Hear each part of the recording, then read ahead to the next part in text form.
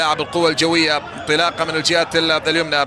أحمد كاظم يريد أن يلعب كرة عرضية. أحمد كاظم وفرصة خطيرة، جول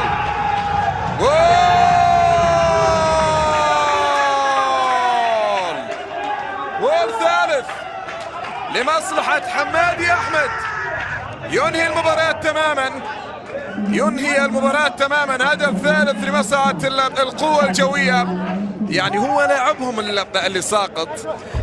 اللي ساقط لاعبي الجيش السوري يريدون أن تقف المباراة. لاحظ زكريا القدور كان واقف. زكريا يعني هم أحرار، لاعبهم ساقط، ما يبون يطلعون الكرة. بالتالي لاعب الجيش السوري ليش توقف؟ لكن هدف ثالث لمصلحة القوة الجوية لمصلحة حمادي أحمد، وبالتالي ينهي المباراة تماما 3-0.